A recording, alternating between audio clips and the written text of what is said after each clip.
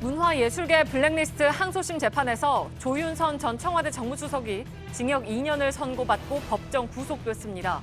김기춘 전 비서실장도 1년이 늘어난 징역 4년을 선고받았습니다. 특히 법원은 박근혜 전 대통령을 공범으로 인정했습니다. 미국이 한국산을 포함한 수입 세탁기와 태양광 제품에 대해 긴급 수입 제한 조치 세이프가드를 발동했습니다. 우리 정부는 미국을 세계무역기구에 제소하고 보복 관세를 매기는 등 강경 대응하기로 했습니다. 검찰이 이명박 전 대통령의 친형 이상득 전 의원과 조카인 이동형 다스 부사장에게 내일 조사받으러 나오라고 잇따라 통보했습니다. 이명박 정부 시절 국정원 특수활동비 상납과 다스의 비자금 의혹을 수사하는 검찰이 이 전 대통령 일가에게로 수사망을 좁혀가고 있습니다. 이명박 전 대통령 부인 김윤옥 여사 측에게 국정원 특활비 1억 원을 전달했다고 밝힌 김희중 전 청와대 부속실장이 이를 부인하는 이 전 대통령 측을 비판했습니다. 김 전 실장은 JTBC 취재팀에게 국민들이 촛불을 들고 나와야 정신을 차릴 것 같다면서 자신은 마지막 진언을 한 것이라고도 밝혔습니다. 한때 이명박 전 대통령의 핵심 측근이던 정두원 전 새누리당 의원이 뉴스룸에 출연합니다. 이 전 대통령의 국정원 특활비 수수 의혹과 이른바 당선 축하금 문제 등을 집중 인터뷰합니다. 박근혜 정부 시절 청와대와 대법원이 원세훈 전 국정원장 재판에 대해 긴밀히 교감한 정황이 드러나며 법원 내 후폭풍이 거셉니다. 또 판사들의 성향을 분석한 것 등은 헌법과 법률을 위반한 사상 검증의 불법 사찰이라면서 판사들 사이에도 검찰 수사를 촉구하는 목소리가 나옵니다. 금융당국이 가상통화거래소의 은행 계좌를 점검한 결과 횡령으로 의심되는 사례 등 여러 문제를 적발했습니다. 이에 따라 일주일 뒤부터 가상통화 실명 거래제가 시행되고 일정 금액이 넘을 경우엔 은행이 거래자의 신원과 자금 출처를 확인합니다. 공터 한쪽에 각종 어업용 장비가 쌓여 있습니다. 이곳은 응급 환자 발생 시에 닥터 헬기를 비상 착륙시켜 환자를 인계하는 지점인데요. 오늘 밀착 카메라에서는 닥터 헬기가 필요한 환자가 있더라도 뜨지 못하는 실태를 고발합니다.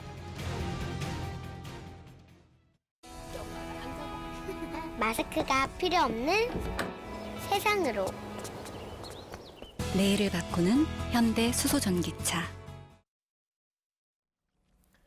시청자 여러분, JTBC 뉴스룸을 시작하겠습니다. 박근혜 정부에서 승승장구했던 두 인물, 조윤선 전 청와대 정무수석과 김기춘 전 비서실장에게 오늘 항소심 재판부가 문화예술계 블랙리스트의 책임을 엄중하게 물었습니다. 유죄 판결을 받은 조 전 청와대 정무수석은 6개월 만에 다시 구치소로 갔습니다. 청와대에서 발견된 캐비넷 문건과 전임자의 뒤바뀐 진술로 앞서 무죄로 봤던 1심 판결이 180도 바뀐 것입니다. 또 이른바 왕 실장으로 불린 김기춘 전 비서실장에겐 1년이 더해진 징역 4년이 선고됐습니다. 특히 당시 대통령도 이들의 블랙리스트 혐의에 공모했다고 인정되면서 향후에 박 전 대통령 재판 결과에도 영향을 미칠 것으로 보입니다. 김나한 기자의 보도입니다. 항소심 재판부는 조윤선 전 정무수석이 블랙리스트 업무를 자신의 일로 알고 있었다고 판단했습니다.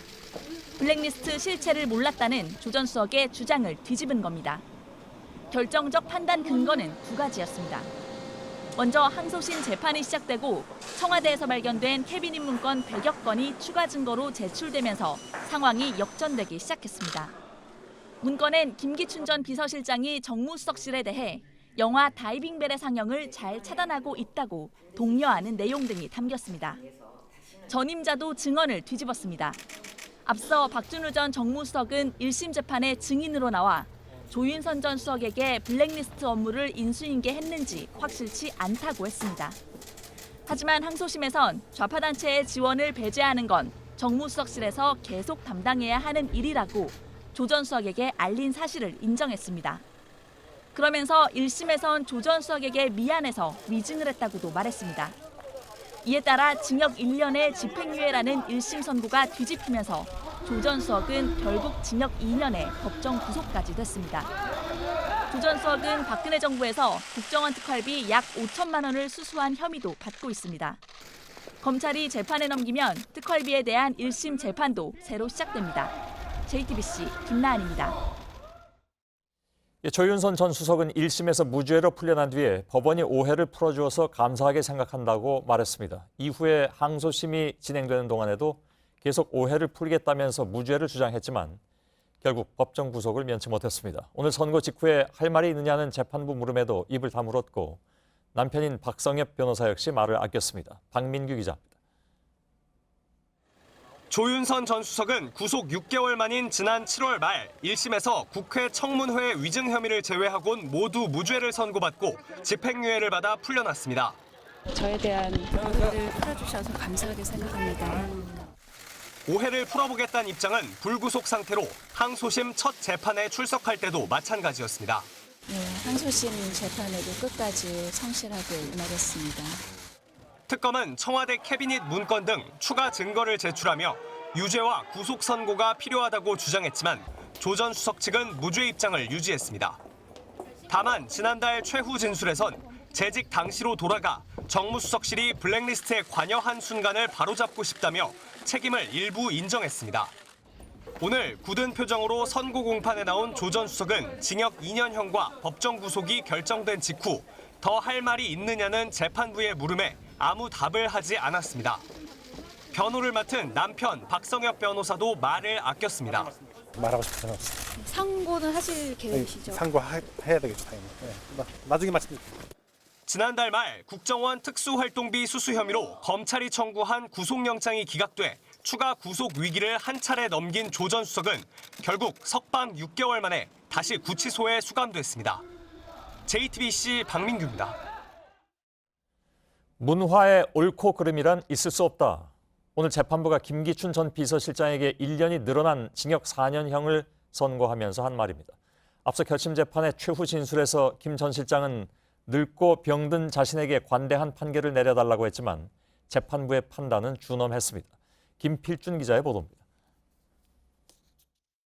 김기춘 전 실장의 1심 재판부는 블랙리스트를 주도한 혐의를 인정하면서도 퇴임 이후 범죄는 무죄로 봤습니다.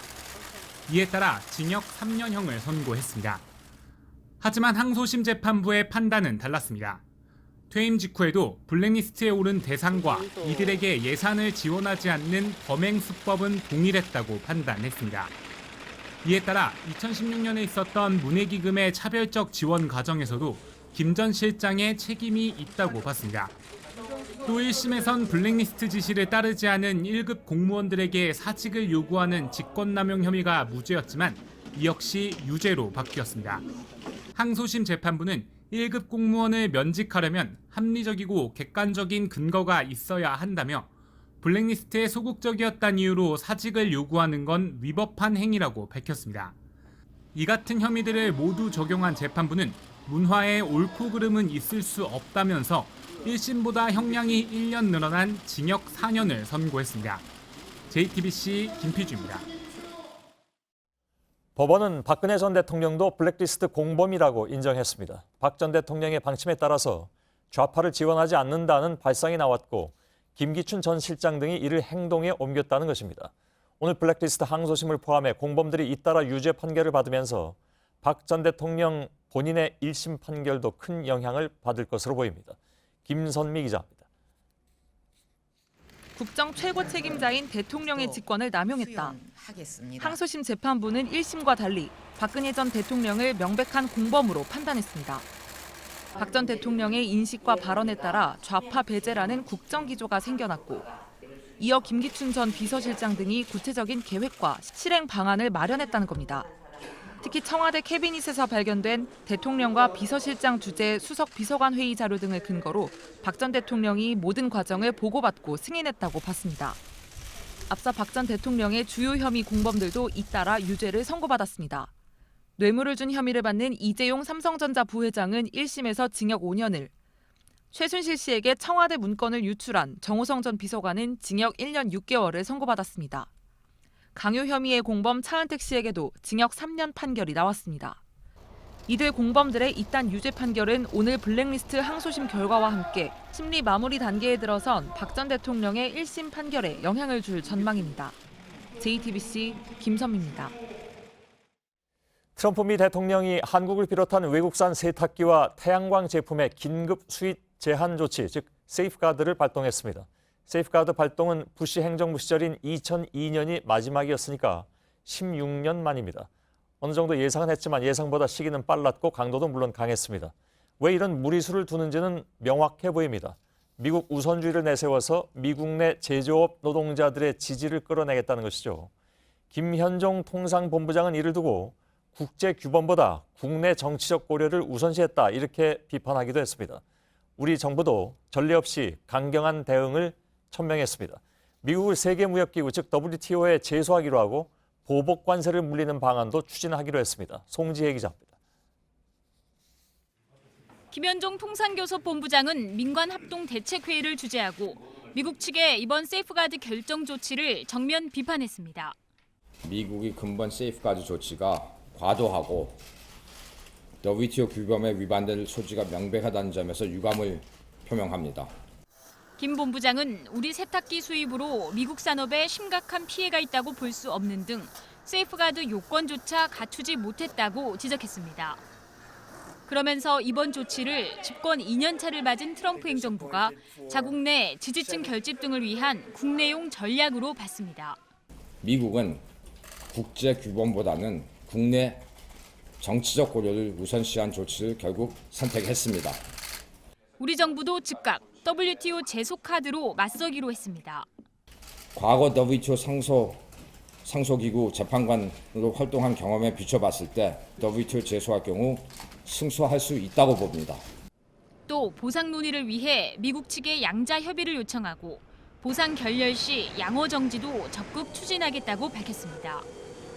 양어 정지는 현재 우리나라가 미국산 제품에 적용하는 무관세 또는 관세 인하 조치를 철회하겠다는 뜻으로 통상 맞불을 놓겠다는 의미입니다.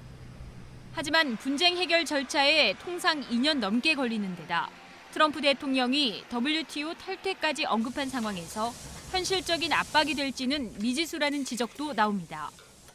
우리나라는 2013년 우리 세탁기에 부당한 반덤핑 관세를 부과한 미국을 상대로 한 WTO 분쟁에서 2016년 최종 승소한 상태로 이와 관련해 미국을 대상으로 양호 정지 승인도 요청한 상태입니다.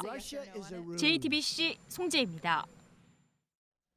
미국으로 수출하는 세탁기와 태양광 패널에는 당장 다음 달부터 고율의 관세가 매겨집니다. 물론 우리 업체들의 매출 규모를 감안하면 당장 심각한 타격을 받는다고 하기는 어렵습니다. 이참에 수출 대기업들의 체질을 강화해야 한다는 지적도 있습니다. 박영우 기자입니다. 미국에서 판매 중인 LG전자의 세탁기입니다. 현재는 거의 관세를 물지 않고 현지 시장에서 판매됩니다. 하지만 세이프가드가 적용되는 다음 달 7일부터는 상황이 달라집니다. 통관 가격을 50만 원으로 가정하면 이번 수입 제한 조치로 10만 원의 추가 관세가 붙게 됩니다. 여기에 미국으로 수출되는 물량이 120만 대를 넘어가게 되면 최대 50%의 관세가 붙습니다. 그만큼 가격 경쟁력은 떨어집니다. 최대 30% 관세가 매겨지는 태양광 제품도 마찬가지입니다. 한국이 미국에 수출하는 세탁기는 연간 250만 대, 1조 규모입니다. 물론 삼성전자는 총 매출이 240조 원, LG전자는 61조 원가량이란 점을 감안하면 당장 심각한 타격을 받는 건 아닙니다. 한편에선 국내 기업들이 가격 경쟁으로 수출을 늘리는 데에만 집중하면서 보호무역주의에 공세에 타깃이 된 측면도 있는 만큼 서둘러 체질 강화에 나서야 한다는 지적도 나옵니다. JTBC 박여우입니다. 이명박 전 대통령의 친형 이상득 전 의원이 국정원으로부터 억대의 불법 자금을 받은 혐의로 내일 검찰 조사를 받게 됐습니다. 검찰의 국정원 특수활동비 수사가 이 전 대통령 일가로 좁혀지고 있는 상황이죠. 서울중앙지검에 나가 있는 취재기자 연결하겠습니다. 이승필 기자 전해주세요. 네, 검찰은 국정원에서 불법 자금을 수수한 혐의를 받고 있는 이상득 전 의원에게 내일 오전 10시에 조사를 받으러 나오라고 통보했습니다. 피의자 신분입니다. 검찰은 앞서 모경만 전 기조실장 등 국정원 당시 관계자들의 진술을 통해서 이 전 의원이 2011년에 억대의 국정원 특수활동비를 받아간 정황을 포착했습니다. 이후 이 전 의원의 자택과 사무실 등을 압수수색했고 이틀 만인 내일 조사를 받으러 나오라고 통보를 한 겁니다. 검찰은 돈을 어디에 썼는지, 이 전 대통령도 알고 있었는지 집중 추궁할 계획입니다.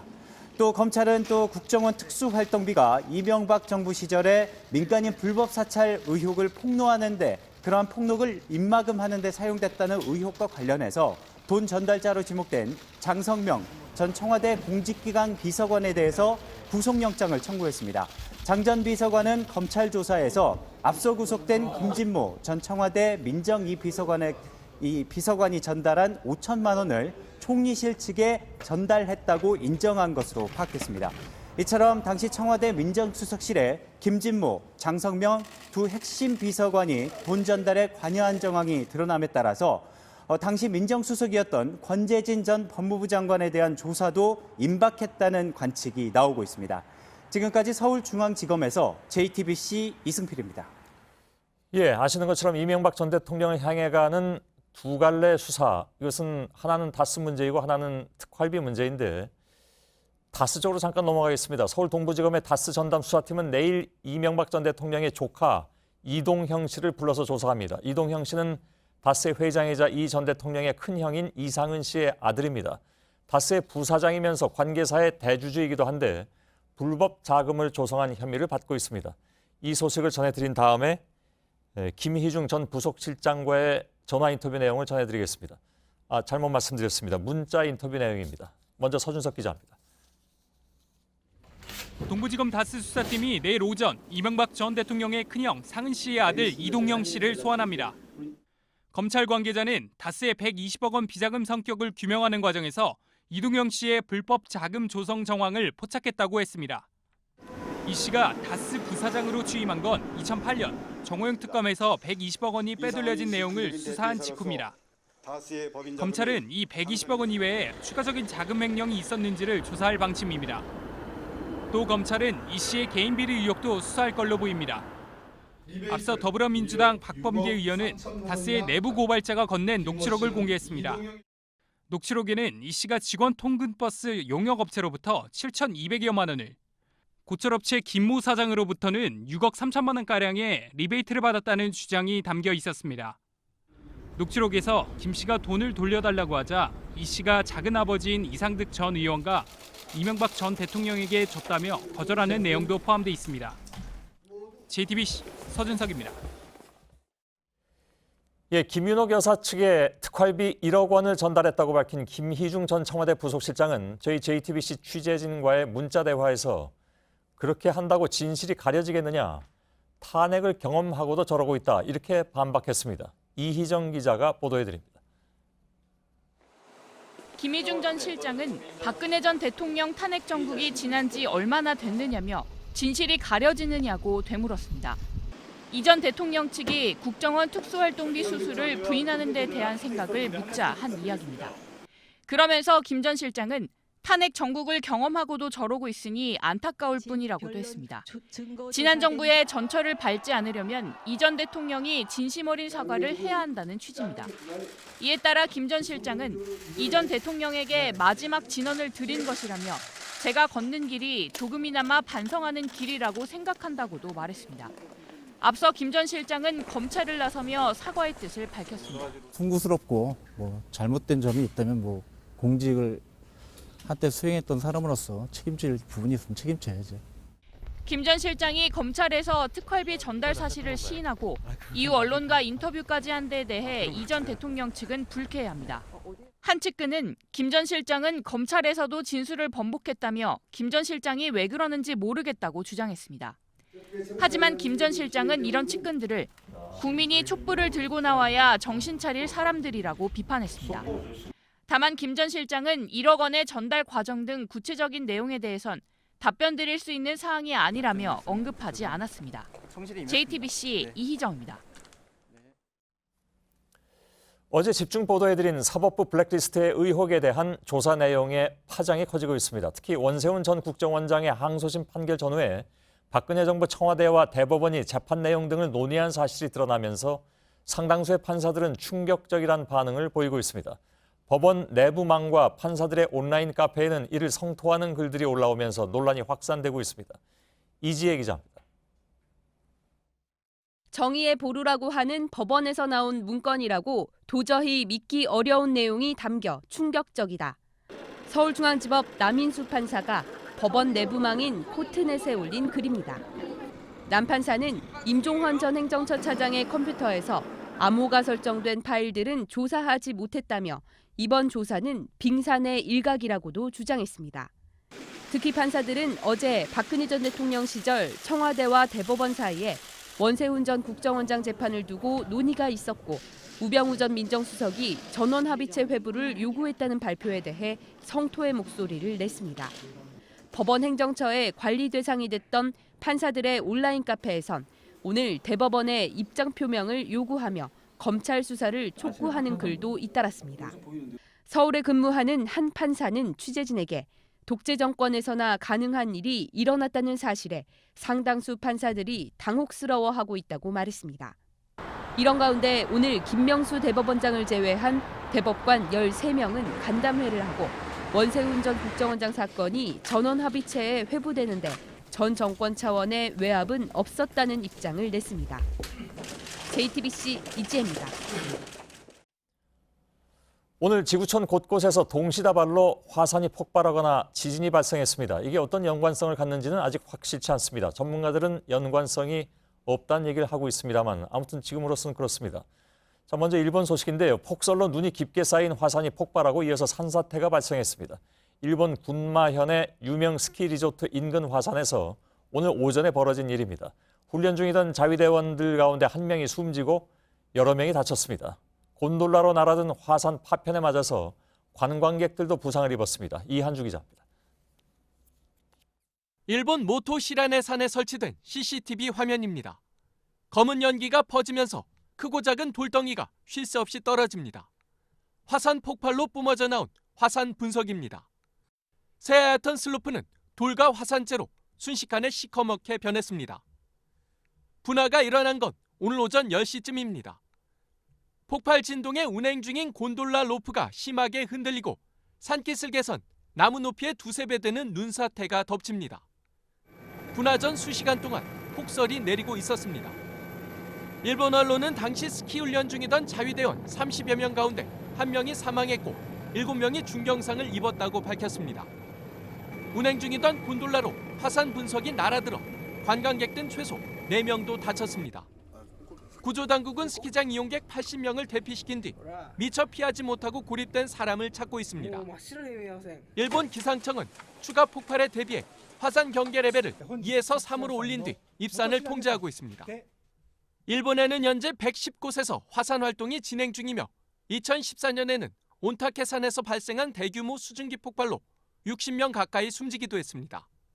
JTBC 이한주입니다. 오늘 분화한 일본 모토시라네산은 3,000년 동안 잠자고 있던 화산으로 그만큼 이례적인 폭발이었습니다. 이른바 불의 고리로 불리우는 환태평양 조산대의 움직임이 또 심상치 않아 보이는데 저희들이 뉴스 들어오기 전에 급히 좀 두 사람 정도의 전문가에게 물어본 바로는 이것은 아직까지는 우연의 일치로 보인다라는 그런 진단이었습니다. 물론 시간이 좀 더 지나서 확인을 해봐야 되겠죠. 자, 2시간 전쯤에 미국 알래스카만 해상에서 규모 7.9의 강진이 발생했고 앞서 인도네시아에서도 강진이 일어났습니다. 필리핀에서는 대규모 화산 폭발이 우려되고 있어서 외교부도 긴장을 하고 있습니다. 이지은 기자입니다. 미국 지질조사국은 알래스카주 코디악 섬에서 281km 떨어진 해저에서 규모 7.9의 지진이 발생했다고 밝혔습니다. 진원의 깊이는 20km로 현지 시간 23일 0시 31분쯤 일어났습니다. 로이터 통신은 쓰나미 경보가 발령됐다고 전했는데 피해 상황은 현재까지 전해지지 않고 있습니다. 앞서 인도네시아 자바섬 남부에서도 오늘 오후 규모 6.4의 강진이 발생했습니다. 진원의 깊이는 10km로 수도 자카르타에서도 감지됐습니다. 수십 초간 건물이 흔들릴 정도였습니다. 필리핀 마yon 화산은 폭발 직전입니다. 현재 거대한 버섯 모양의 화산재 구름이 분화구 수킬로미터 상공까지 치솟고 있고 용암이 흘러내리고 있는 상태입니다. 필리핀 지진화산연구소는 마yon 화산에 대한 경보 수위를 위험한 폭발 임박 단계로 높였습니다. 외신은 화산재와 모래가 비처럼 쏟아져 내리면서 낮을 밤처럼 바꿔놓았다고 전했습니다. 필리핀 당국은 인근 지역 주민 약 4만 명을 대피시켰습니다. JTBC 이지은입니다. 예, 필리핀의 마연산은 지금 폭발 위험 단계가 3단계에서 4단계, 즉 폭발 임박 단계로까지 올라가 있습니다.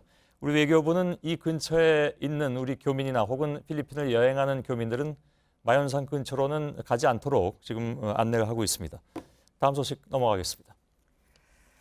네, 현송월 단장이 이끄는 북측 예술단 사전 점검단이 어제 돌아갔고 오늘은 우리 측 선발대가 북한으로 올라갔습니다. 이 선발대는 모레 돌아옵니다. 그리고 이날은 북한에서 선수단 선발대가 내려옵니다. 평창 올림픽을 통한 남북 교류는 이미 시작된 모습입니다. 김태영 기자입니다. 우리 측 선발대는 동해선 육로를 이용해 군사 분계선을 넘었습니다. 그리고 곧바로 남북 합동 문화 행사가 열릴 금강산으로 이동해 문화회관과 면회소 등을 점검했습니다. 오후엔 마식령 스키장으로 옮겨 공동훈련을 위한 시설을 둘러봤습니다. 선발대엔 항공 전문가도 2명 포함돼 원산 갈마 비행장을 이용해 우리 선수들을 수송할 수 있는지도 살펴볼 계획입니다.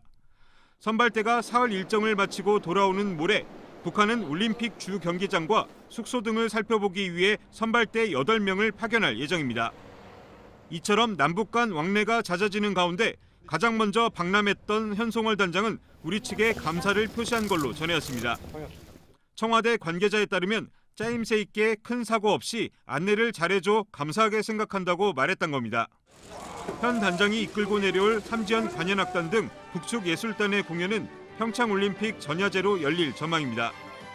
정부 고위당국자는 우리 측이 다음 달 8일이나 9일 중 하루를 공연 날짜로 제안해 놓은 상태라고 밝혔습니다. JTBC 김태영입니다.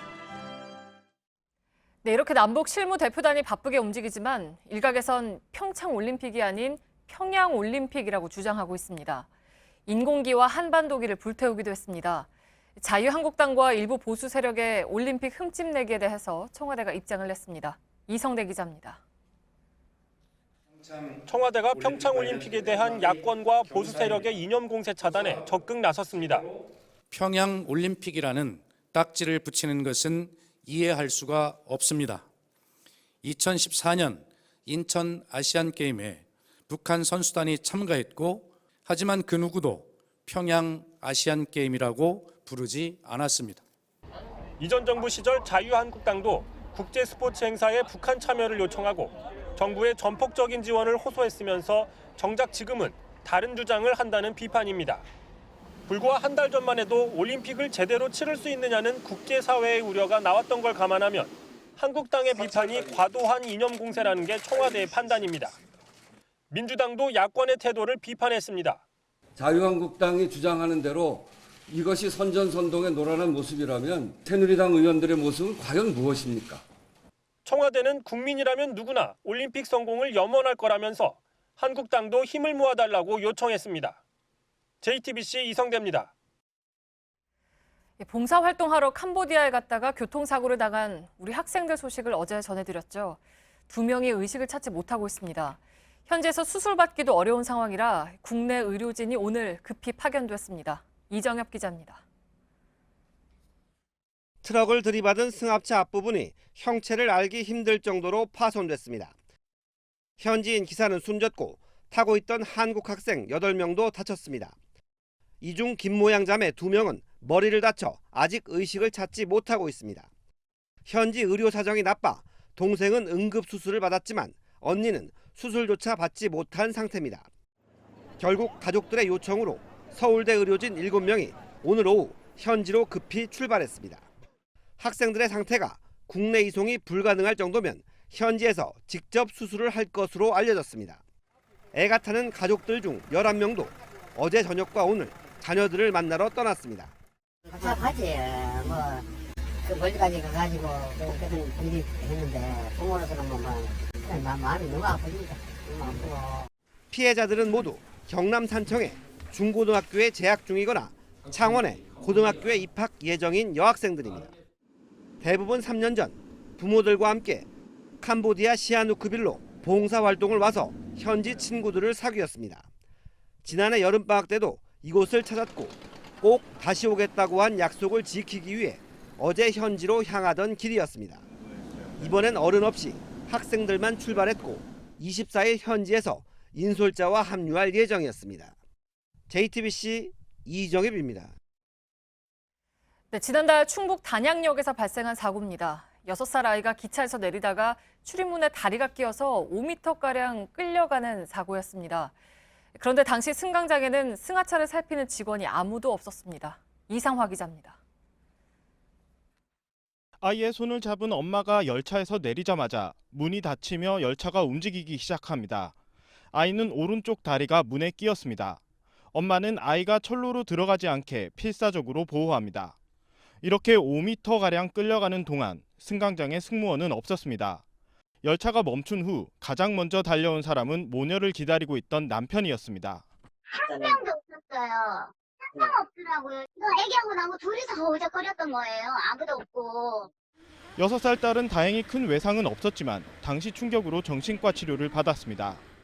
저희가 10층이나 6층이나 어딜 가도 지금 엘리베이터를 못 타요. 얘 때문에. 사고는 승객 10여 명이 먼저 열차에 오르고 모녀가 뒤늦게 내리면서 벌어졌습니다. 들어오는 승객에 밀려 문까지 갔을 땐 열차 문은 이미 닫히기 시작했고 당황한 엄마는 주변에 보인 비상벨을 눌렀습니다. 이후 다시 문이 열려 내리다 사고가 벌어졌다는 게 엄마 김 씨의 주장입니다. 코레일 측은 당시 열차 문이 어떻게 다시 열렸는지 등 사고 원인을 파악 중이라고 밝혔습니다. JTBC 이상화입니다. 보험금 수억 원을 챙기려고 온몸이 마비된 행세를 한 30대가 붙잡혔습니다. 무려 10년 동안을 그랬습니다. 의사도 판사도 전부 속았습니다. 최하은 기자입니다. 다리를 들어 올려 신발끈을 고쳐맵니다. 문은 개폐 버튼을 발로 차 엽니다. 발을 3개 굴러 그네를 타기도 합니다. 10년 동안 사지가 마비된 환자 행세를 했던 36살 정모 씨입니다. 정 씨는 지난 2007년 가벼운 접촉사고를 입원한 뒤 팔다리가 마비된 것처럼 행동했습니다. 보호자를 항상 끌고 다녔고요. 계속 식사할 때 입으로 떠먹여주고 소변도 못 봐서 안 흘러서. 보험 설계사인 어머니와 함께 보험금을 노리고 사기극을 꾸민 겁니다. 보험 상품에 보면 그 사지마비 1급 휴 장애진단을 받으면 보험금이 가장 많아요. 사망하기 전 단계예요. 모녀는 보험금 3억 원을 챙겼고 21억 원을 더 받기 위해 소송도 벌였습니다. 증세를 직접 확인하러 나온 판사까지 속여 1심에서 승소를 하기도 했습니다. 이들은 10년 동안 병원 14곳을 옮겨 다녔습니다. 병실에선 커튼을 치고 생활해 사람들을 속였습니다. 지난해 5월에야 화장실에서 걸어 나오는 정 씨를 다른 환자가 발견하면서 사기 행각이 들통났습니다. 정 씨는 집 앞을 걸어가다 제보를 받은 경찰에 붙잡혔습니다. 보험 사기 혐의로 일단 체포하는 거고요. 경찰은 관계기관과 함께 비슷한 유형 범죄 수사를 확대할 계획입니다. JTBC 최하은입니다. 같은 농아인들로부터 100억 원 가까운 돈을 뜯어낸 사기단 총책에게 징역 20년이 선고됐습니다. 범죄 단체 조직 혐의도 적용됐는데 이게 투자 사기 사건으론 처음입니다. 하지만 농아인 감경 조항에 따라서 형이 낮춰졌고 돈은 이미 빼돌려진 상황입니다. 배승주 기자입니다. 농아인인 홍모 씨 부부는 지난 2014년 이른바 행복팀 관계자들을 만났습니다. 돈을 투자하면 2~3배 이익을 내주고 좋은 일자리도 주겠다는 말에 1억 원을 건넸습니다. 아파트를 담보로 빌린 돈이었습니다. 하지만 수익은 한 푼도 받지 못했고 가정은 망가졌습니다.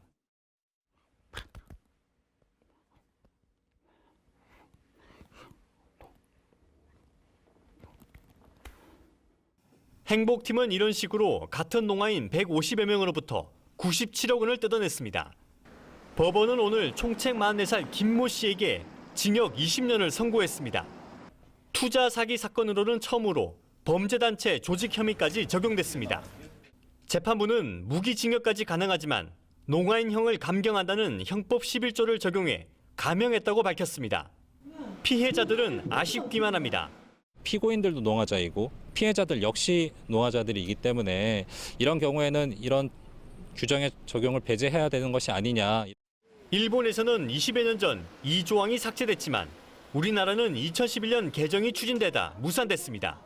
JTBC 배승주입니다.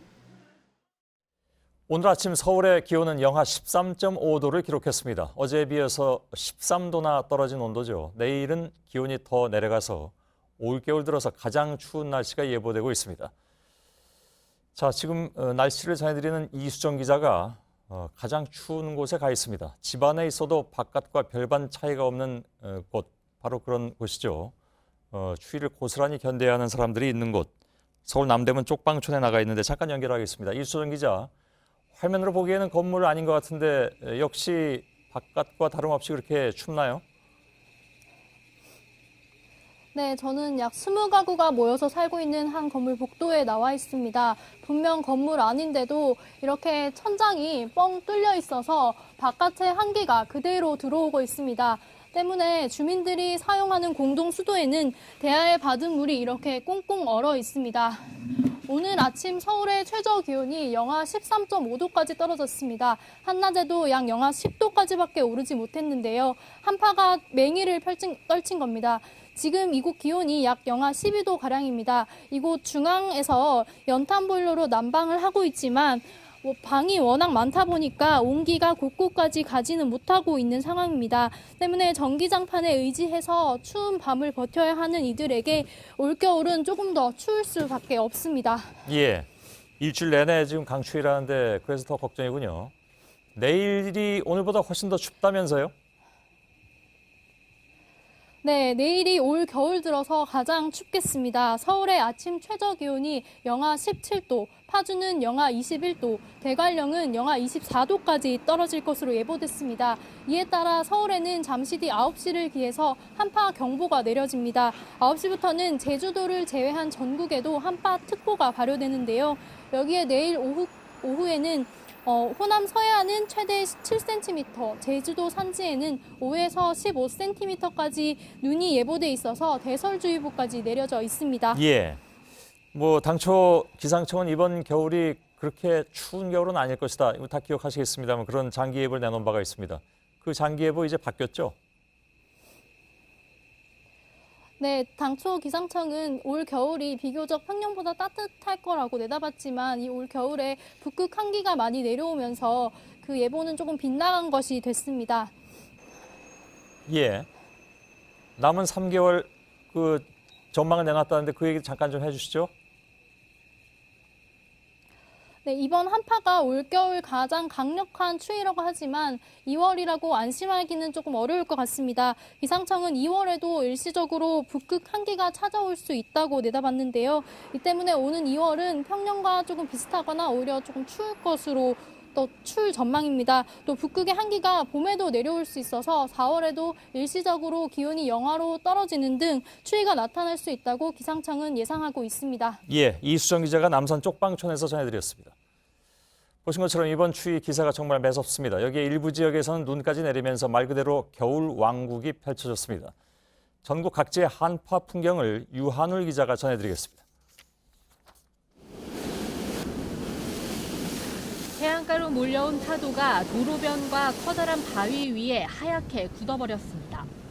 바닷물이 떨어지며 만든 고드름이 영롱합니다. 바닷물도 얼린 한파에 춘천 소양호가 어는 건 순식간입니다. 꽝꽝한 얼음 탓에 우리배는 미동조차 않습니다. 개천위에선 얼음 지치기가 한창입니다. 아버지가 끌어주는 썰매에 탄 아이들은 즐거움을 감추지 못합니다. 한여름이면 무더위가 가장 기승을 부리는 안동, 그 한복판에 커다란 자연 딩판이 생겼습니다. 2014년 이후 처음입니다. 4년 만에 얼어가지고 안 그래도 수험생으로서 조금 힘든 게 많았는데 이번에 너무 재밌게 놀고 가는 것 같아서 정말 기분 좋습니다. 최강 한파 속 눈까지 맞닥뜨린 도심 속 시민들은 중무장을 했습니다. 올겨울 가장 추운 날들 잘 견디라고 말에게도 정성껏 옷을 입혀줍니다. 제주도는 전국에서 유일하게 한파특보가 비껴갔습니다. 그래도 산간 지역을 중심으로 많은 눈이 내리면서 설국이 펼쳐졌습니다. JTBC 유한울입니다.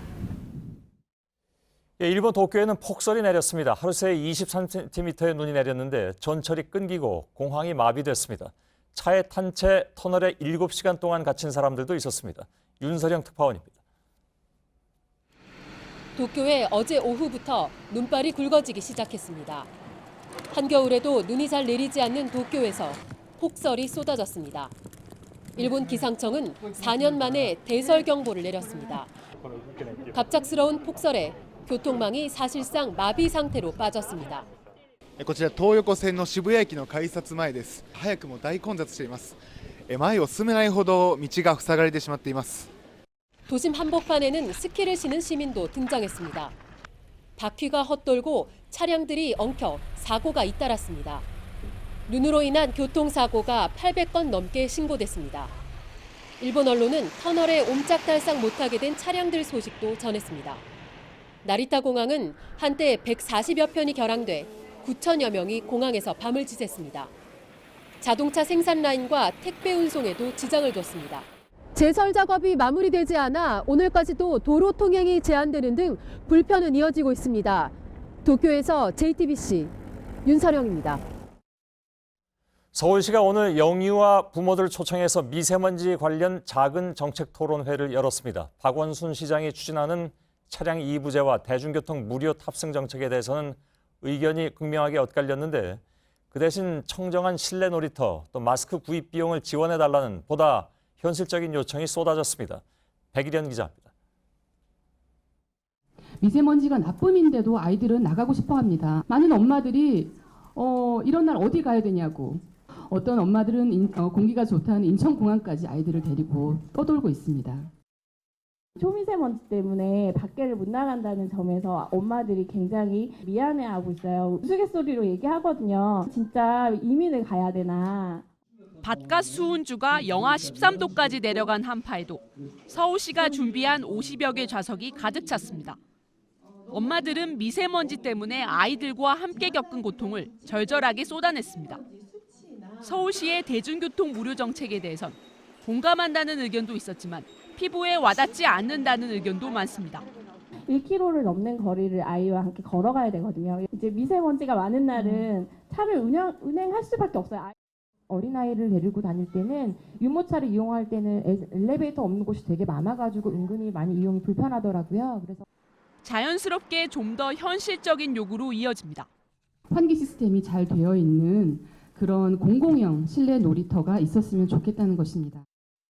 마스크를 저희가 많이 착용을 하잖아요. 네. 근데 이제 그것도 만만치 않아요, 비용이. 이거에 대한 좀 대책도 어떻게 해 주실 수 있는지. 서울시는 오늘 나온 의견을 검토해 정책에 반영하겠다고 밝혔습니다. JTBC 백일현입니다. 국민의당과 바른정당의 통합이 여전히 진통을 겪고 있습니다. 국민의당 내부가 특히 그런데 오늘은 국민의당 안철수 대표가 통합 반대파의 최후 통첩을 보냈습니다. 이번 주말까지 신당 창당 작업을 그만두겠다는 입장을 확실히 밝히라는 겁니다. 류정화 기자입니다. 당내 당을 만드는 창당 관련 모든 행위를 즉각 중단할 것을 요구합니다. 국민의당 안철수 대표가 바른정당과의 통합에 반대해 별도의 신당 창당을 추진하는 반대파에 최후 통첩을 날렸습니다. 창당을 하려면 국민의당 당적을 정리하고 하라면서 이번 주말까지 입장을 정하라고 시한을 못 박은 겁니다. 주말까지 답변이 없으면 반대파의 당원권을 정지시키는 등 비상징계를 할 가능성도 열어뒀습니다. 당초 안 대표는 오늘 당무위원회를 열고 반대파 의원들에 대한 징계를 결정지으려 했습니다. 하지만 역풍을 우려해 바로 징계를 내리는 대신 일단 마지막 경고부터 한 겁니다. 안 대표의 경고에도 불구하고 반대파는 당적을 유지한 채 창당 작업을 계속할 전망입니다. 신당의 창당대회까지는 기존 당적을 보유해도 합법이기 때문입니다. 이에 따라 반대파는 신당 창당 가능성을 무기로 내세우고 오히려 안 대표에게 주말까지 합당을 철회하라고 촉구했습니다. JTBC 유정화입니다. 최근에 법무부가 가상화폐의 과열 양상 때문에 거래소 폐쇄 가능성을 언급했다가 논란이 된 바가 있습니다. 그런데 가상화폐 자체에 대한 논란과는 또 무관하게 거래소에도 심각한 문제가 있는 것으로 나타났습니다. 정부 부처가 합동으로 거래소의 보안 실태를 점검한 결과를 저희 JTBC가 입수했는데 기준을 충족하는 곳이 한 곳도 없는 것으로 확인됐습니다. 이윤석 기자입니다. 과학기술정보통신부와 방송통신위원회가 지난해 9월부터 12월까지 국내 가상화폐 거래소 10곳의 보안 실태를 점검했습니다. 그 결과 보안 기준을 모두 충족한 곳은 한 곳도 없었습니다. 세부 점검표를 보면 권고와 미흡을 뜻하는 세모와 가위표가 수두룩합니다. 관리자망과 일반 인터넷이 분리돼 있지 않고 금고에 해당하는 가상화폐 지갑의 관리가 부실한 데다 해킹을 막기 위한 방화벽도 제대로 구축돼 있지 않아 지적이 쏟아진 겁니다. 심지어 가정용 무선 인터넷 공유기를 쓰는 거래소도 있었습니다. 지난해 거래소 유빗은 해킹을 당한 뒤 파산했고 최대 규모 거래소인 빗썸에서도 개인정보 유출 사고가 발생했습니다. 국회에선 처벌 기준을 강화하는 법 개정을 뒤늦게 준비 중입니다. 시골의 복덕방 수준이야 법적 미비 상태죠. 개선 명령을 이행하지 않는 경우에는 영업 정지 명령을 내릴 수 있는 그런 법적 근거를 마련하는 겁니다. 법 개정에 앞서 일단 정부는 실태 점검 결과를 바탕으로 거래소 8곳에 과태료를 부과할 예정입니다. JTBC 이윤석입니다. 금융위원회는 가상통화거래소의 은행 계좌를 점검한 결과 횡령 등 위법 의심 사례가 다수 포착돼서 수사당국에 통보했다고 밝혔습니다. 투자자 자금을 거래소 대표자 명의의 계좌로 빼내는가 하면 마약 거래 자금으로 의심되는 돈이 인출되기도 했습니다. 금융위는 따라서 가상통화 계좌를 통한 불법 자금 세탁을 막기 위해서 하루 1,000만 원 이상이 입출금되면 은행이 고객 신원과 거래 목적 또 자금 출처를 금융정보분석원에 보고하도록 했습니다. 또 이달 30일부터는 실명이 확인된 투자자에만 가상통화 계좌를 열어주기로 했습니다. 세계를 놀라게 한 남자 테니스의 정현 선수가 호주 오픈에서 또 한 번의 기적을 준비합니다. 조코비치를 꺾고 만들어낸 한국 테니스 역사상 첫 번째 8강 진출. 내일 오전 11시 미국의 샌드그렌을 상대로 4강행을 두드립니다. 박진규 기자입니다. 3세트 살떨리는 승부처. 조코비치가 네트 앞 플레이로 압박하자 정현이 최고의 샷으로 응수합니다. 승리를 확신한 듯 박수를 유도한 정현에게 팬들은 뜨거운 갈채를 보냈습니다. 경기가 끝난 뒤엔 멋진 세리머니도 이어졌습니다. 정현은 큰절을 하며 감사 인사를 전했고 코트를 떠나며 또 한 번 옛 스승을 향해 재치 있는 메시지도 남겼습니다. 인터뷰에선 코트를 웃음바다로 만들었습니다. If I lose, I have a chance 2 more sets, so I'm ready to play 2 more hours. So I'm young than Novak, so I don't care. 정현은 조코비치를 꺾은 흥분을 뒤로하고 내일 오전 11시 미국의 샌드그렌과 4강행을 다툽니다. 샌드그렌 역시 세계 8위 바브린카, 세계 5위 팀을 연거푸 꺾으며 이번 대회 이변을 거듭하고 있는데 정현은 이달 초 맞대결에서 이긴 바 있습니다. 샌드그렌의 강점인 강서브를 스트로크 플레이가 좋은 정현이 어떻게 막아낼지가 관건입니다. 우리 테니스 사상 첫 메이저 대회 8강 진출. 정현은 아직 끝나지 않았다는 말로 또 한 번의 기적을 약속했습니다. JTBC 박진구. 어린이들이 주로 갖고 노는 고무풍선 10개를 한국소비자원이 조사했는데 9개의 제품에서 니트로사민류 등의 발암물질이 검출됐습니다. 소비자원은 풍선을 입으로 불거나 빨면 안 된다고 권고하고 관련 규제도 강화할 필요가 있다고 밝혔습니다. 내년부터 도심의 차량 제한 속도가 시속 60km에서 50km로 낮아집니다. 음주운전 단속 기준도 현재 0.05%인 혈중 알코올 농도를 0.03%로 강화하기로 했습니다. 정부는 오는 2022년까지 교통사고 사망자를 절반으로 줄이기 위해서 이 같은 내용의 교통안전 종합 대책을 내놨습니다. 경찰이 이대 목동병원 신생아 중환자실 주치 조수진 교수와 전공의 강모 씨 등 담당 의료진 8명의 사무실과 조 교수와 강 씨가 입원하고 있는 병원을 압수수색했습니다. 개인 휴대전화와 진단서 등을 확보한 경찰은 이들이 증거를 없애거나 말맞추기를 시도한 정황을 파악할 예정입니다. 경찰은 오는 금요일 조수진 교수를 피의자 신분으로 다시 불러 조사합니다. 유럽연합 EU가 28개 회원국이 참석한 경제재무이사회를 열고 한국과 아랍에미리트 등 8개국을 조세 비협조국 블랙리스트에서 빼기로 했습니다. 앞서 EU는 지난해 12월 불공정한 제도로 기업이 세금 납부를 피하도록 돕는 조세 비협조 블랙리스트 국가로 한국을 지정한 바 있습니다. 1500년 전 사람들이 사는 모습은 어땠을까? 홀로그램 기술로 그 모습이 복원됐습니다. 백제터에 먼저 살던 고대 국가 마한의 가족 모습입니다. 정진명 기자입니다. 두개골의 근육과 뼈를 붙입니다. 넓적하고 각진 얼굴 모습이 나타납니다. 1500년 전 고대 마한인의 모습입니다. 지난 2005년 전남 나주시 영동리의 옛 무덤에서 나온 7명의 사람뼈 가운데 온전하게 보존된 3명의 것을 복원한 겁니다. 고분의 한 방에서 발견된 인골은 유전자 분석을 통해 한 가족으로 확인됐습니다. 이들은 6세기 중반 전남 나주 영산강 유역에 살던 마한 출신의 백제인들로 추정됩니다. 함께 발굴된 장신구와 무기, 그릇 등을 볼 때 백제의 영향 아래서도 마한의 문화는 유지했던 것으로 추정됩니다. 1500년 전에 우리 영산강 유역의 고대 문화가 어땠는가, 또 그 사람들의 사는 모습은 어땠을까 하는 것을 추적할 수 있는. 또 이들의 뼈가 발견된 영동리 고분군은 한 봉분 안에 여러 개의 무덤이 있는 이른바 아파트형 고분이라는 점도 특징적입니다. 연구진은 디지털 복원 작업 등을 통해 마한의 유적 조사와 연구를 이어갈 계획입니다. JTBC 정진명입니다.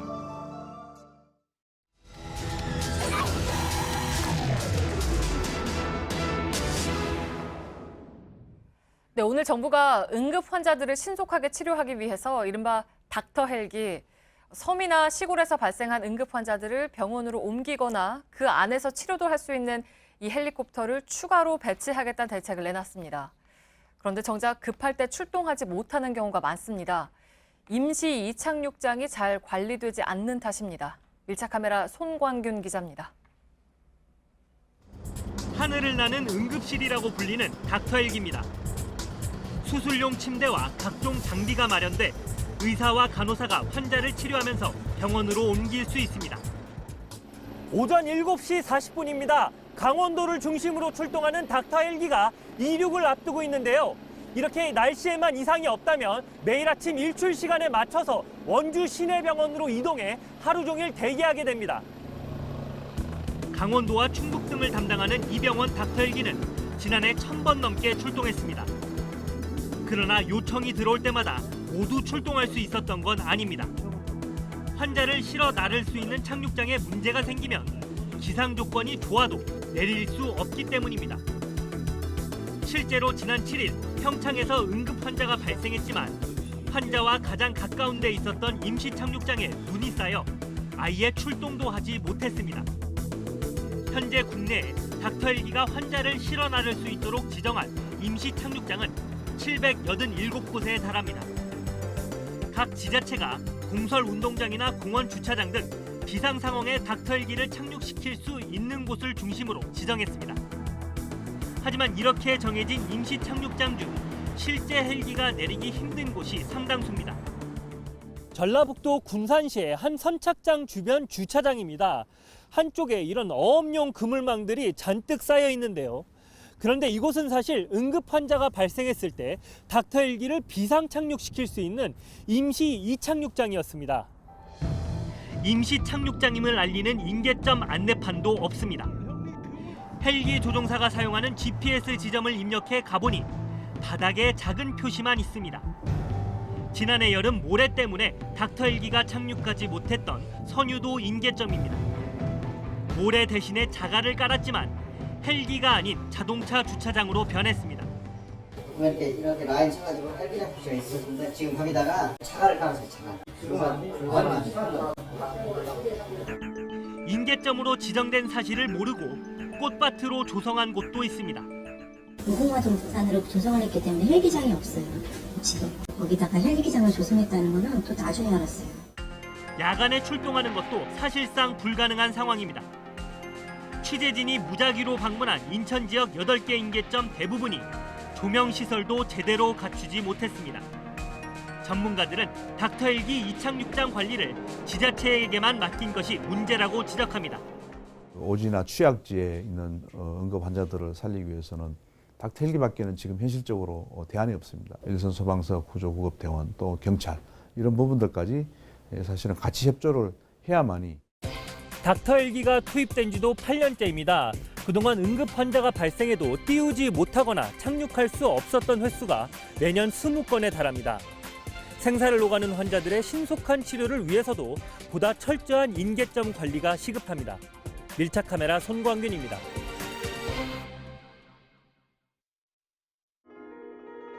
이 빛은 7억 광년 전 우주 멀리서 출발해 지금 여기에 도착했습니다. 당신에게 보여주고 싶었던 지금의 순간도 이미 오래전 시작되었습니다. 지금 이 아름다운 당신과의 순간이 우리 곁에 더 오래 머무르기를. 인간의 시간을 연구하다. 메타톡스.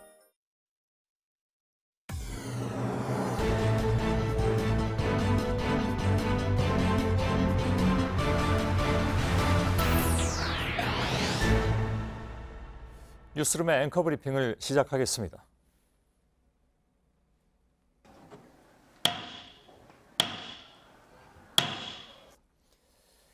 드라마나 영화에서 자주 등장하는 장면이죠. 판사가 판결을 내릴 때 내리치는 법봉이 이 작은 망치는 사법의 준엄함을 상징합니다.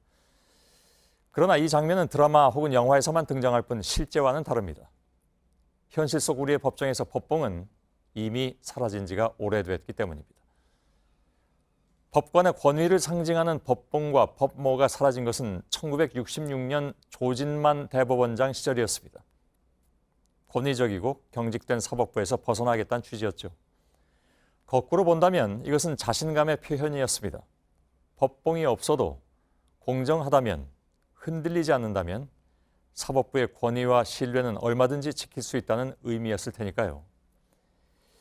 그러나 역사는 그렇게 진보하지 않았습니다. 우리는 사법부의 정의로운 판단에 열광하기도 했지만 때로는 도무지 이해할 수 없는 결정에 좌절하기도 했습니다.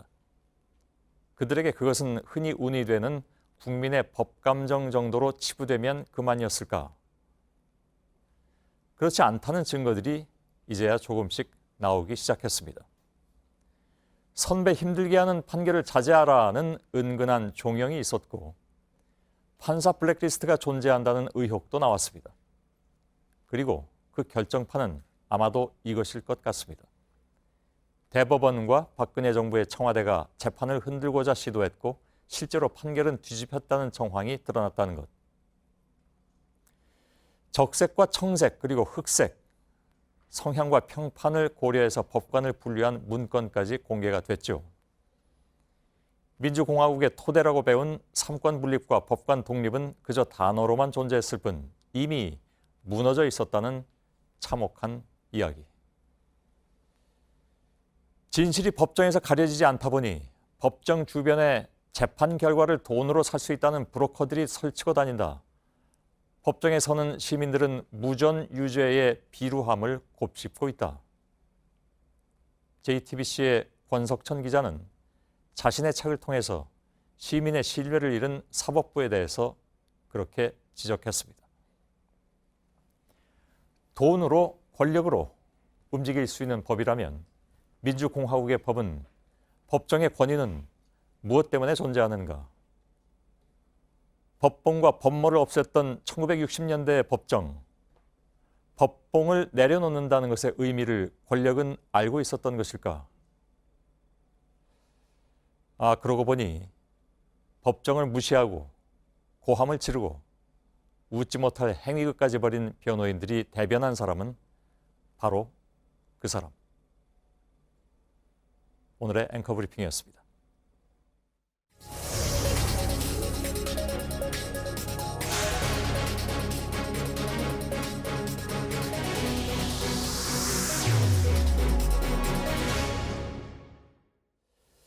자, 앞서 저희들이 예고해드린 대로 정두원 전 새누리당 의원이 스튜디오에 나와 있습니다. 연일 이어지고 있는 이명박 전 대통령을 둘러싼 각종 의혹에 대해서 사실 가장 잘 아는 정치인 중에 한 사람이라고 알려져 있죠.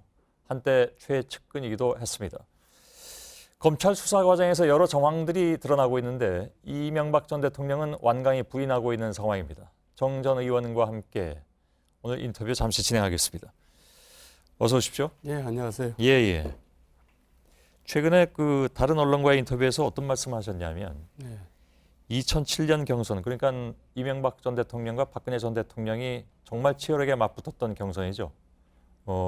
그 경선과 관련해서 경선 동지할 일이 3가지가 있다 이렇게 말씀을 하셨습니다.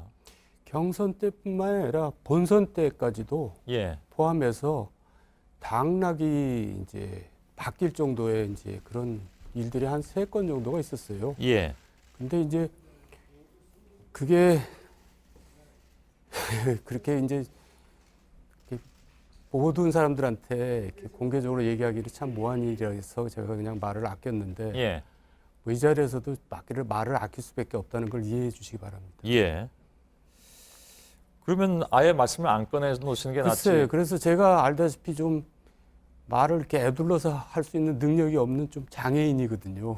그러다 보니까 조금 나가긴 나갔는데 왜 그런 취지로 얘기를 했냐면 지금 이제 MB께서 뭐 부인하고 계시잖아요. 현재 일어난 일들을. 근데 이제 국민들이 대각 진단을 하고 있잖아요. 근데 우리가 대선 때 그만한 일도 겪었는데 이런 일까지 이렇게 책임지시지 않으면 안 되시지 않느냐 이런 취지에서 제가 이제 얘기를 하다 보니까 지금 나오고 있는 게 이제 예를 들면 다스 실소유주 문제라든가 아니면 특활비 문제입니다.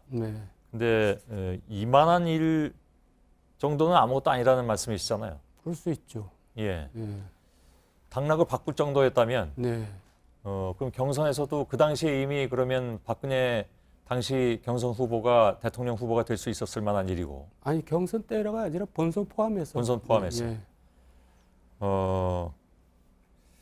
그러면 돈과 관련된 얘기입니까? 돈도 관련이 되고요. 어쨌든 좀 법에 위배되는 일이겠죠. 근데 하여간 우리 자세하게 제가 얘기를 못 해드린 점 사과드립니다. 돈도 관련돼 있다고 하셨고 사람도 관련돼 있습니까? 사람이 관련이 당연히 그렇겠죠. 없죠. 그러면 뭐 부정선거와 관련된 일입니까? 이제 당연히 불법적인 건 부정선거가 되겠죠. 그럼 대개는 이제 돈 문제가 많이 나오기는 합니다. 돈 문제도 있고요. 그 당시에 그 박근혜 경선 후보 진영에서 그런 얘기를 했습니다. 그러니까 이명박 후보 캠프가 돈을 천문학적으로 쓰고 있다. 그건 아니고요. 그거는 전혀 제가 이제 그건 자세히 알죠. 천문학적으로 돈을 쓸 뿐도 아닙니다, 그분이. 그러면 돈 문제는 아니네요. 아니 뭐 정말 집요하게 물어보시니까 참 곤란한데 돈 문제도 되고요, 불법적인 것도 되고 그렇습니다. 아니 돈이 뭐 천문학적이라는 게 어느 정도 규모인지 제가 가늠하기는 어렵습니다만 돈이 많고 적고가 중요한 건 아니죠. 그렇죠. 그러면 돈을 잘못 썼다는 얘기가 되잖아요. 뭐 그런 얘기죠. 잘못 받았을 수도 있고. 잘못 받았다. 뭐 그럴 수도 있고. 어디로부터요? 이제 그렇게 되면 구체적으로 들어가잖아요. 진짜 경천 동지할 일이라고 제가 말씀드렸는데 제가 지금 그러나도 지금 포항에서 고생들 하고 있는데 또 경천 동지하면 되겠습니까? 그래서 제가 이제 제가 요양원에 가면은 그때 와서 좀 물어보면 얘기를 하겠다 그랬는데 제가 가급적 좀 무덤까지 묻고 갈 생각입니다. 포항 말씀은 왜 하셨습니까 지금? 아니 경천 동지라는 말을 제가 했거든요. 알겠습니다. 근데 그거는 이제 외부에서 벌어진 일을 수습하느라고 들어간 돈입니까? 아니면 내부에서 벌어진 일입니까? 아니 이제 그런 일이 벌어지다 보면 또 수습을 해야 되니까 또 돈이 들어가고 그러겠죠. 그러면 이명박 당시 후보의 개인적인 문제입니까? 후보 측의 문제라고 표현할 수 있습니다. 후보 측이라 하면 다른 사람도 포함이 됩니까? 가족도 포함되겠죠. 뭐 형제 말씀하시는 겁니까? 형제까지는 너무 구체적으로 계속 물어보시는데 뭐 그 정도로 하겠습니다. 형제까지는 포함이 된다. 형제까지는 아닌 것 같은데요. 아닙니까? 그러면 직계 가족을 말씀하십니까? 하여간 그 정도로 하고요. 아까 양해를 제가 구해드리지 않습니까? 예, 알겠습니다. 직계 가족으로 그러면 자연히 예의가 수렴될 수밖에 없는 상황이 됐는데 거기에 어떤 문제가 있어서 그걸 막으려고 했다는 말씀이신가요? 제가 그런 일에 관여를 많이 했습니다. 예. 예. 그러니까 이제 쉽게 말해서 사선을 넘나 들었다 이렇게 표현할 수 정도로 참 여기서 사선이라는 것은 뭐 은유적인 표현이시겠죠? 네, 위험한 일을 제가 많이 했죠. 예. 직접 나서서 그럼 수습을 하셨겠네요. 그렇습니다. 거기에 뭐 물론 천문학적인 돈이 들어간 것 같지는 않고. 그래서 어쨌든 이제 그렇게 힘들게 대통령이 되셨는데 예. 정말 이제 나라를 바로 잡고자고 집권한 거 아닙니까? 예. 근데 이제 바로 이제 제가 표현했듯이 정권을 잡은 게 아니라 이권을 잡은 무리들이 이제 형님 권력, 비선 실세 이런 사람들이 이제 국정농단을 일으킬 게 눈에 뻔히 보이더라고요. 예. 그래서 제가 그때 형님이 출마하면 안 되고 이런 분들이 국정에 참여하면 안 된다 예. 했다가 이제 뭐 쉽게 말해서 밀려난 건데요. 사실 밀려났다기보다 제가 떠난 거죠. 대통령한테 감히 그런 말을 한다는 거는 제가 예. 떠날 각오를 한 거고 또 형님하고 진짜 멱살잡이까지 하면서 싸울 정도로 그렇게 했을 때는 제가 각오를 하고 이제 그렇게 했던 건데 예. 그래서 형님이라는 건 이제 이상득 전 의원을 물론이죠. 말씀하시는 거예요. 그러니까 예. 이명박 정권 성공을 위해서 그리고 또 대통령 본인을 위해서 제가 그렇게 한 건데 그 뜻은 못 알아준 거죠. 예. 그러더니 결국 이런 일들이 다 예. 벌어졌잖아요. 아까 그 수습하셨다는 일이 네. 뭐 이제 직계와 관련된 일이라고 물론 말씀을 하셨습니다만 거기는 BBK도 연관이 되어 있습니까 혹시? BBK는 뭐 다 알려진 얘기고요. 예. 예. 그것과는 상관없이. 다른 얘기입니다. 예. 그게 본선에서까지 얘기가 될 뻔했다. 그런 말씀이시잖아요. 아니 본선에서도 그런 일이 있었다 이거죠. 예. 그 일이 뭔지는 모르겠는데요. 네. 쭉 지속되어 왔던 일이 본선에서 그 불거질 뻔한 겁니까? 아니면 본선 과정에서만 생긴 겁니까? 갑자기 불거진 거죠. 그렇습니까? 네. 누가 문제를 제기했습니까? 제기를 한 게 아니라 실수를 한 거죠. 이명박 후보 측에서. 후보 본인이 네. 본선 본인 과정에서. 포함해서. 예. 본인 포함해서 직계가 예. 마치 지금 검찰에서 아니, 지금 죄송합니다. 취조당하는 것처럼 예. 느껴져가지고. 여기서 직계라면 뭐 배우자도 있고 네. 또 이 자녀도 있습니다. 네, 오늘 특정하시려고 굉장히 아니 고생하시는데 그렇지 않습니다. 예. 저도 사실 제가 세 가지라고 얘기했기 때문에 국민들을 궁금하게 만들었기 때문에 거기에 대해서 답변할 책임도 사실 있습니다. 예, 예. 그런데 그게 이제 그분한테 너무나 치명적인 일이 되기 때문에 예. 제가 이제 너무 여기서 더 이상 말을 아껴야겠다 그렇게 하고 알겠습니다. 있습니다. 뭐 말씀 끝까지 안 하실 테니까. 네. 예. 또 제가 뭐 잘 모르는 상황에서 마구 질문을 던져드릴 수도 없습니다. 네. 예. 그러나 일단은 뭐 여기까지만 해도 굉장히 많은 궁금증들을 가질 것 같아서 더 궁금하게 만드셨어요. 그러게요. 예. 그래서 좀 걱정이 되는 것도 있습니다. 예, 저도 이렇게 꼭 앵커님 앞에 오면 이렇게 좀 떠옵니다. 아니, 그러신 것 같지는 않습니다. 제가 평소 그렇지 않는데. 예. 저하고 인터뷰를 몇 년 하셨는데 네. 그럴 리는 없다고 저는 생각을 하고요. 예. 그 2007년 이명박 당시 후보가 대선에 당선되고 나서 예.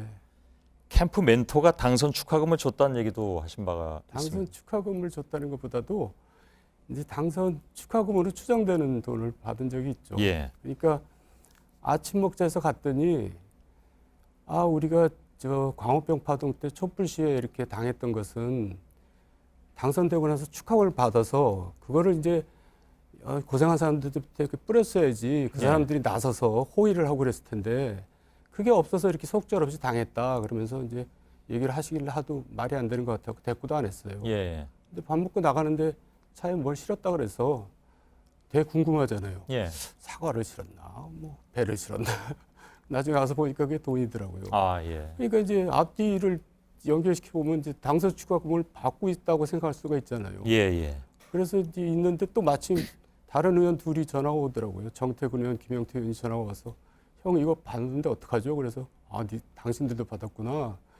돌려주자 우리 그래갖고 돌려줬죠. 그때 받았던 네. 사람들은 다 돌려줬다라는. 네. 그 차에다 실었다는 표현을 하셨는데 그 정도 굉장히 많았던 모양이군요.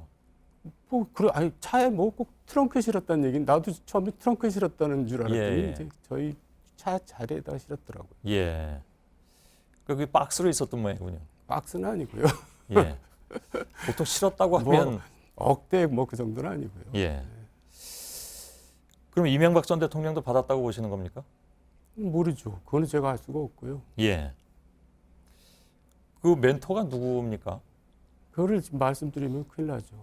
큰일 난다기보다도 답변 안 하실 것 같긴 했는데 예, 예. 뭐 당연히 안 하시겠죠. 예. 여러 가지 얘기들이 이제 돌고 있기에 그래서 드린 질문인데 뭐 알아서 그냥 기사들 썼더라고요. 예.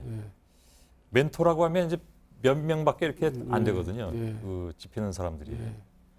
그러나 이건 뭐 실명을 거론하기는 좀 제가 어려운. 이제 그런 얘기를 또 했던 이유가 예. 이 정도로 엉망이었다. 이 정도로 이 정권을 잡은 게 아니라 이게 완전히 이권을 잡아가지고 국정농단을 벌였다는 것을 이제 제가 표현하기 위해서 얘기한 거지. 예. 꼭 그런 언론에서 꼭 폭로했다, 뭐 저격했다 이렇게 표현하더라고요. 예. 참 그러면 당락의 기회는 임금님이다라는 얘기를 용기 있게 하려고 해도 못하게 만들어요 언론에서. 예. 그래서 좀 그거는 좀 섭섭하더라고요. 예. 제가 그 불거진 문제에 대해서 질문을 드리면 정리는 지금 정 전 의원께서 하시는 그런 상황이 됐는데 일단 알겠습니다. 그 특활비 문제가 계속 나오고 있지 않습니까? 예.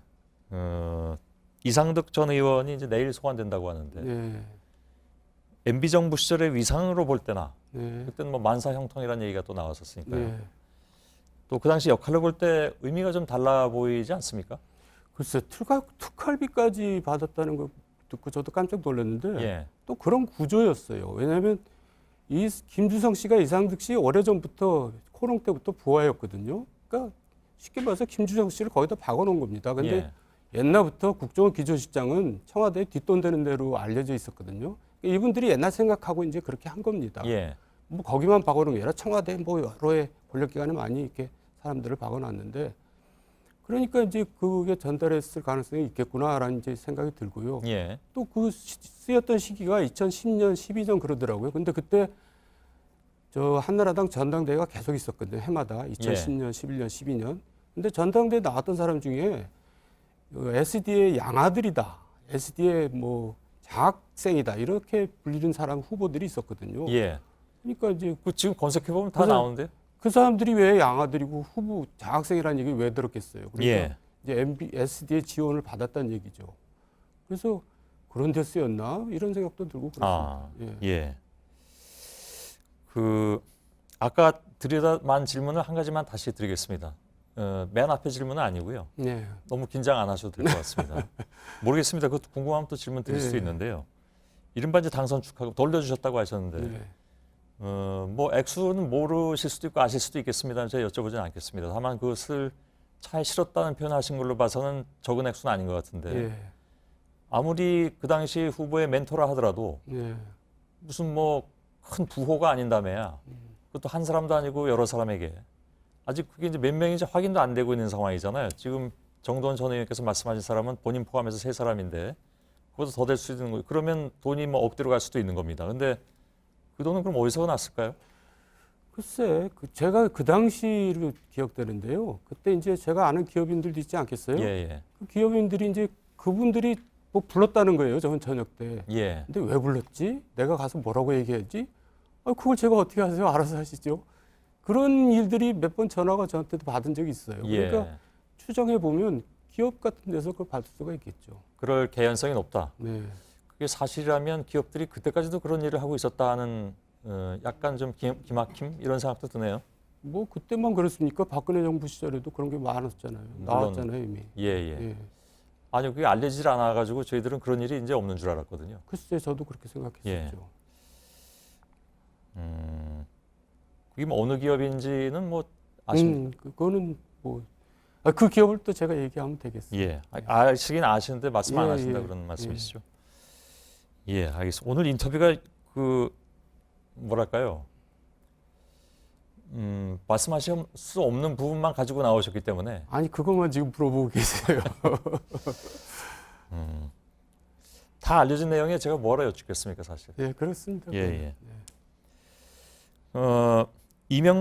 이상득 전 의원이 받은 특활비의 일부가 지금 그런 혐의를 매우 짙게 받고 있는데 당이나 아니면 다른 정치인에게로 갔을 가능성.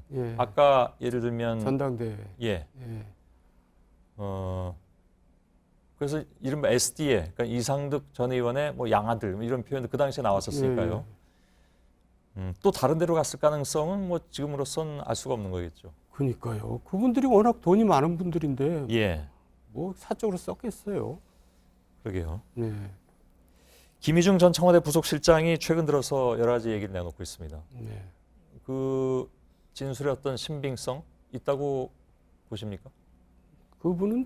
그분이라고도 제가 아끼는 동생인데 예. 후배인데 되게 그 올곧고 바른 사람입니다. 예. 그러니까 이제 그 의심이 많은 분이거든요, MB가. 그런데 예. 15년 동안 데리고 있었을 때는 그만큼 믿을 만한 사람이었죠. 예.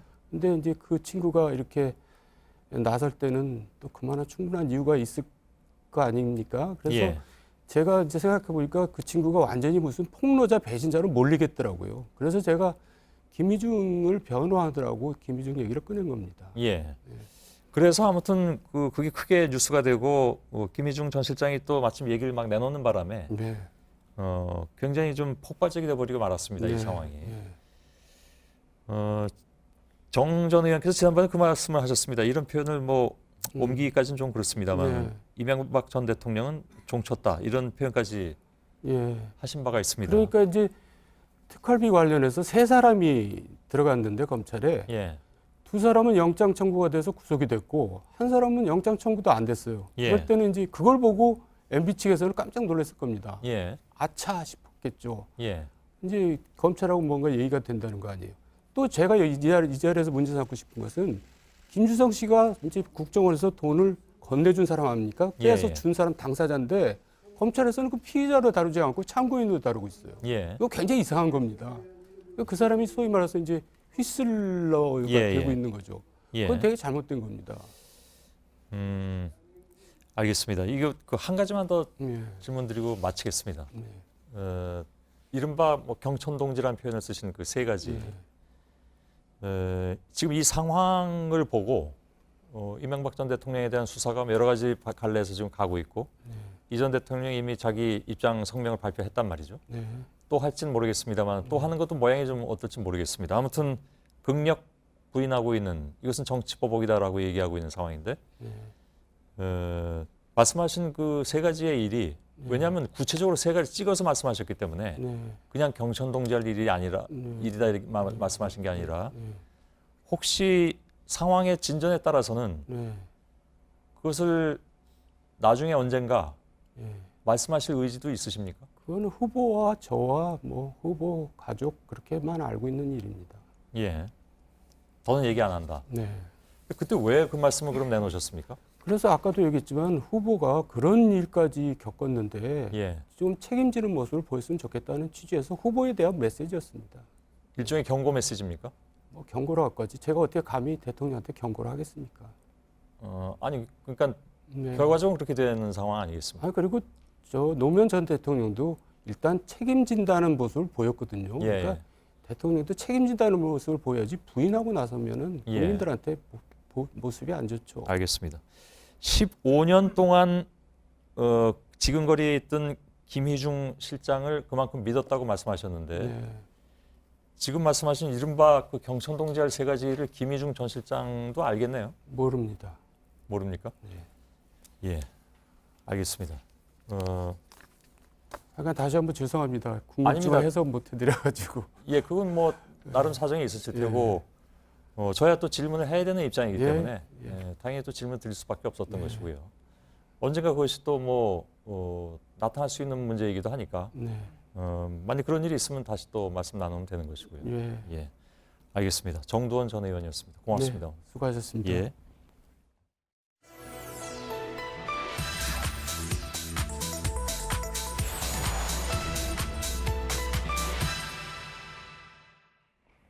네, 저희가 연일 가짜 뉴스를 다루다 보니까 팩트체크팀의 여러 건의 제보가 들어오고 있습니다. 이 가운데 오늘은 두 가지 제보를 확인했습니다. 모두 평창 올림픽과 관련돼 있습니다. 확인 결과 하나는 가짜 뉴스였고 또 하나는 언론 오보로 판명이 됐습니다. 오대영 기자, 첫 번째 내용부터 좀 볼까요? 네, 바로 이 글입니다. 외신 보도 형식을 띠고 있습니다. 네. IOC의 마크 아담스 대변인이 올림픽 정신이 무엇인지 모르는 이에게 그 진리에 대해서는 대답할 가치가 없다 이러면서 나경원 자유한국당 의원을 비판했다는 내용입니다. 나 의원이 지난주에 남북 단일팀 반대하는 서한을 IOC에 보냈는데 이에 대한 답이라는 겁니다. 이렇게 대변인의 실제 사진과 함께 영어로 된 제목, 본문이 그럴듯하게 실려 있지만 가짜였습니다. 네, 그러니까 언뜻 보면 외신 기사로 충분히 오해할 만한데요. 네, 지금 미국과 유럽에서 아주 극심한 사회 문제가 되고 있는 가짜뉴스의 전형과 비슷합니다. 네. 이 글은 어젯밤 트위터와 블로그를 중심으로 빠르게 공유가 됐습니다. 그 과정에서 원문의 출처가 스위스 로잔 로컬 뉴스로 표기가 되기도 했습니다. 하지만 확인해 보니까 이런 언론사는 스위스에 없었습니다. 네, 그러면 저 가짜뉴스에 등장한 IOC 대변인은 이 같은 사실을 알고 있습니까? 네, IOC에 저희가 이메일로 확인해 봤습니다. 네. 이런 답이 돌아왔습니다. IOC와 대변인은 이 기사에 있는 발언을 한 적이 없다. 완전히 날조다라는 겁니다. 저희가 그래서 역추적해 봤습니다. 어젯밤 국내 가짜뉴스 사이트에서 만들어졌습니다. 누군가가 이걸 다른 게시판에 옮겼고 하룻밤 사이에 급속도로 퍼졌습니다. 네, 그러니까 가짜뉴스가 점점 더 이제 교묘해지고 그 확산 속도는 점점 빨라지고 있는 건데 정치적인 의도가 있다고 봐야 할까요? 그 의도까지 알 수는 없습니다. 다만 최근의 일들이 영향을 준 게 아니냐라는 추정은 할 수 있습니다. 나 의원은 평창올림픽 조직위원입니다. 야당 소속으로 IOC에 반대 서한을 보낸 것과 달리 2012년 여당 시절엔 북한 초청을 주장한 바가 있습니다. 이 때문에 비판받고 있습니다. 비판을 받는 것은 비판받는 것이고 가짜뉴스는 가짜뉴스라는 차원에서 오늘 팩트체크를 했습니다. 지금 청와대 홈페이지에는 나경원 의원을 평창올림픽 조직위원직에서 파면해달라는 국민청원이 이어지고 있습니다. 네. 오늘 저녁 20만 건이 넘었습니다. 네, 두 번째 제보도 볼까요? 이건 가짜뉴스가 아니라 언론 오보였죠. 네, 어제 한 신문이 보도한 걸 접한 시청자께서 제보해 주셨습니다. 이건 언론을 빙자한 것이 아니라 사실관계가 틀린 언론 보도라는 점에서 가짜뉴스와는 차이가 있습니다. 네. 제목은 미국 선수단 2시간 거리 인천에 진푼다. 안전 택했답니다. 해외 탈출이 쉽고 미군 인접 고려한 듯 이렇게 보도하고 있는데요. 안전성에 문제가 있고 북한의 도발 가능성이 있어서 평창이 아니라 인천에 머문다라는 취지의 보도입니다. 네, 그만큼 이제 도발 가능성을 크게 보고 있다라고 이제 오해를 할 수 있을 만한 거잖아요. 네, 결과는 평창 조직위의 답변으로 들어보시죠. 인천공항에 도착하면 그곳에 호텔을 잡아서 거기서 하루를 묵으면서 선수들이 사용할 유니폼이나 장비를 다 지급받고 기차편이나 버스편으로서 강릉이나 평창으로 이동하는 거로 되어 있습니다. 전원이 선수촌 생활을 하게 됩니다. 네, 평창 조직위는 모든 선수들의 숙박을 선수촌에 확정해서 준비하고 있습니다. 네, 팩트체크 오대영 기자였습니다.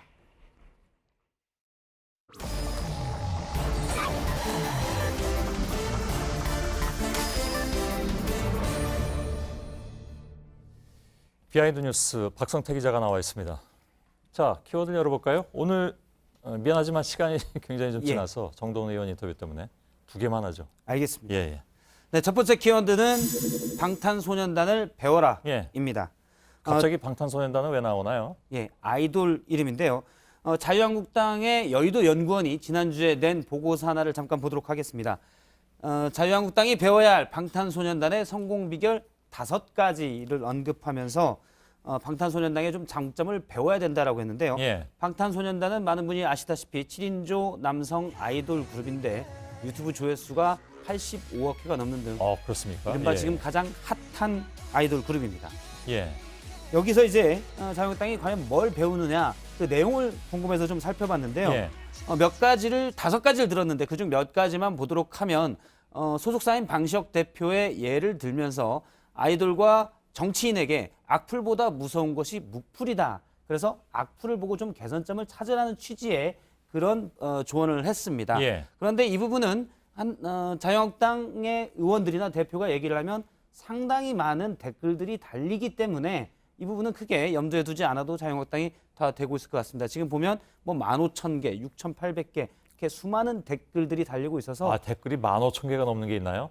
예, 어제의 경우 모 포탈의 순위 댓글 순위로 보면 상위에 자유한국당 기사들이 상당히 랭크돼 있었습니다. 물론 댓글의 내용들은 별개입니다. 그리고 또 한 가지를 보면 마지막으로 이 보고서가 조언한 것은 악해지지 말고 약해지다가 아니고요. 악해지지 말고 선한 이미지를 가져야 한다면서 예전에 사랑의 먹일래라는 드라마에 당시 이제 대발의 아버지로 나왔던 배우 이순재 씨의 얘기를 들었습니다. 윽박지르는 이미지 말고 꽃보다 할배의 친근한 선한 이미지를 보여줘라. 이렇게 또 강조를 했습니다. 예, 윽박지르지 말고 선한 이미지를 갖춰야 한다? 이건 어떤 얘기입니까? 그러니까? 마치 지금의 자유한국당 상황과 약간 같이 연상이 되는데요. 그래서 제가 여의도 연구원 관계자에게 물어보니까 지금 자유한국당의 단점을 지적한 것이 아니고 방탄소년단의 장점을 배우자는 취지였다. 이렇게 간단하게 얘기를 했습니다. 예. 두 번째 키워드는요? 두 번째 키워드는 블랙리스트는 없었다 물음표입니다. 어제 대법원 추가조사위원회가 이른바 사법부 블랙리스트 의혹에 대해서 조사 결과를 발표했었는데 오늘 자유한국당 의원들이 일제히 봐라 블랙리스트 없지 않았냐라고 주장했습니다. 잠깐 들어보겠습니다. 블랙리스트라는 말 자체가 전혀 이런 방구도 언급이 없습니다. 사법부 블랙리스트 결국 아무것도 없었습니다. 동의도 없이 까봤더니 아무것도 나온 게 없습니다. 예. 자, 어제 판사들 그 동향을 파악한 리스트는 있었잖아요. 예, 그렇습니다. 예. 근데 블랙리스트는 없었다. 이렇게 주장하는 말이죠. 예. 조사위가 명확하게 이게 블랙리스트라고 언급하지 않았는데요. 그 단어를 쓰진 않았다. 예, 자유한국당은 그 부분을 강조하는 겁니다. 그런데 어제 조사 결과에 보면 리스트가 저렇게 나옵니다. 약 50명의 판사에 대해서 동향 파악을 해서 성향을 분석해서 특정 위원회에 빨간색은 1순위, 파란색은 2순위, 검은색은 3순위로 했습니다. 이 부분은 인사에 불이익을 주거나 또는 배제할 수 있어서 어제 조사의 보고서도 이 명단이 비합리적이지 않고 배제의 이유가 있을 수 있다라고 밝혔는데 블랙리스트란 말만 없었지 사실상 블랙리스트가 있었던 겁니다. 근데 사실은 그 문제도 그렇지만 어제 그 조사 발표의 핵심은 그거잖아요. 그러니까 행정부 최고 수반과 그죠? 사법부 최고 수반이 서로 논의하고 그랬다는 것, 즉 상권 분립이 무너졌었다는 게 핵심 아니던가요? 그래서 재판에 영향을 주려고 했었는데요. 오늘 자유한국당 내에서는 봐라 아무것도 없지 않았냐 이런 말까지 나와서 조금 당혹스럽기도 했습니다. 알겠습니다. 오늘 미안합니다. 3개 준비했는데 하나를 못해서 시간이 뭐 도저히 이건 저의 탓입니다. 인터뷰 좀 길게 하느라고. 박성태 기자였습니다. 네, 내일 아침 서울이 영하 17도까지 내려갑니다. 추위는 다음 주 초까지 계속됩니다. 저희들은 내일도 최선을 다하겠습니다. 여러분 고맙습니다. She would never say where she came from. Yesterday don't matter if it's gone. While the sun is bright or in the darkest night, no one knows. She comes and goes.